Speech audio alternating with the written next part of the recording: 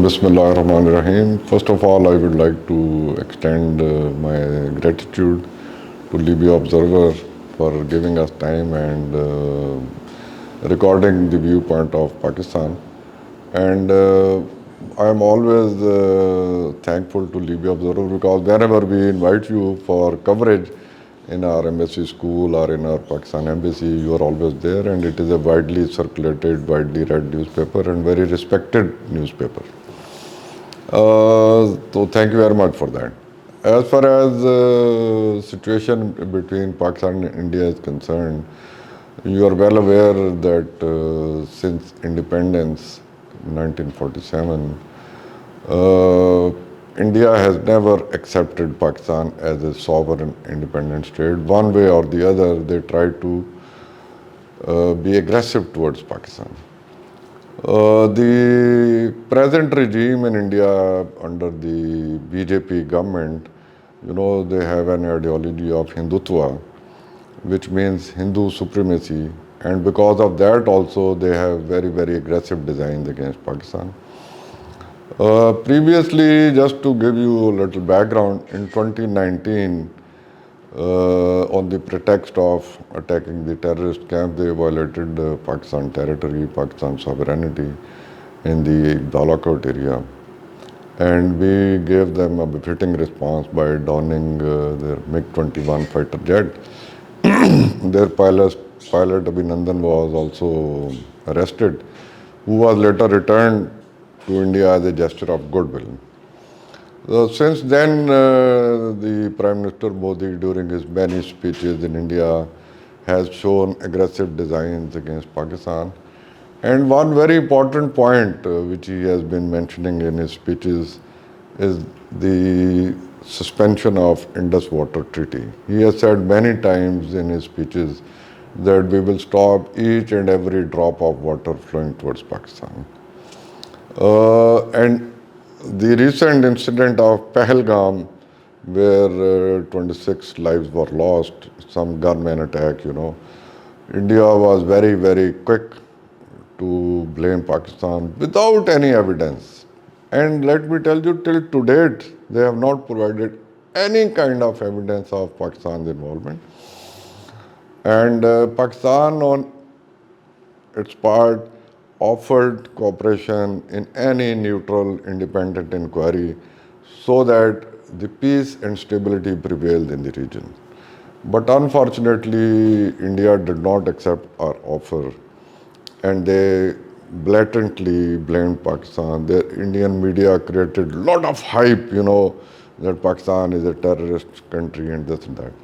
Whereas the fact of the matter is Pakistan itself is victim of terrorism. We have lost more than 70,000 lives. And even today we are fighting the terrorists, Few months back there was a train hijack incident in Pakistan where many innocent lives were lost.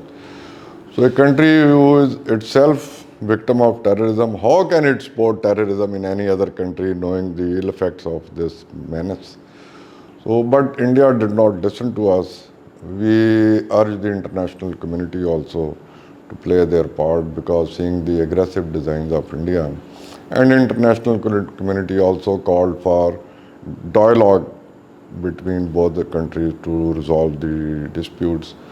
And I would also like to mention the Libyan government. They also supported the dialogue to resolve the disputes.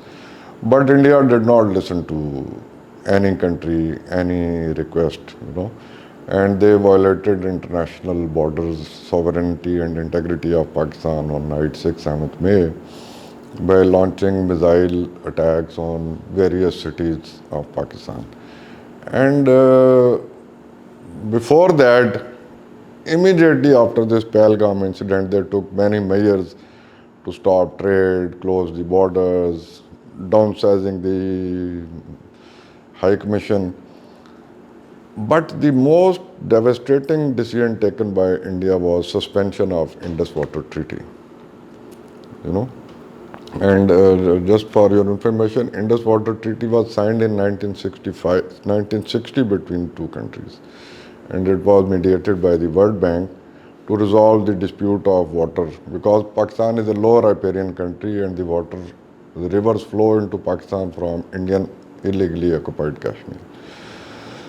And India and Pakistan have fought 3 wars after that signing of Indus Water Treaty, 1965, 71, 1998. But this Indus Water Treaty, being an internationally acknowledged agreement, was never suspended, never violated by any country, unilaterally. But this time there is a small incident in Pahalgam, Kashmir, and India suspends Indus Water Treaty. And it is such a sensitive issue that our governments, successive governments, have declared openly to the entire world that suspension of flow of water into Pakistan will be considered as an act of war. But till to date, as we are talking, India has not lifted these suspension. Okay, so this is a very, very grave issue which is currently ongoing between both the countries. Coming back to that initial point, that on 6th, 7th May, they launched missile attacks on Pakistan at many cities, many places, you must have seen in the media. Pakistan, in its defense, they shot down 5 Indian jets. So Pakistan, totally defending its own integrity, territory, responded, retaliated, and shot down 5 Indian jets. And these are those jets who were fully armed, loaded, and they were ready to attack Pakistan. Next 3 days, 7th, 8th, 9th May, Pakistan did not retaliate. And we gave ample time to the whole international community to see for themselves that who is the aggressor and who is the defender. But what India kept doing during these 3 days, they kept sending drones into Pakistan, for reconnaissance and other aspects. But we did not respond. On 9th, 10th May night, India launched missile attacks on our air bases. So that was enough for Pakistan. So we also responded on morning of 10th May at Fajr time, But being a responsible nation, we did not target any civilian installation. We only targeted their military installations. And then India approached, United States, and then the ceasefire was ordered. So this is how the entire episode took place. Very good question, because Pakistan has offered many times, that resolve all the issues peacefully through dialogue. Even the international community has said that all issues, all disputes should be resolved through dialogue. And we have always said this is our official stance.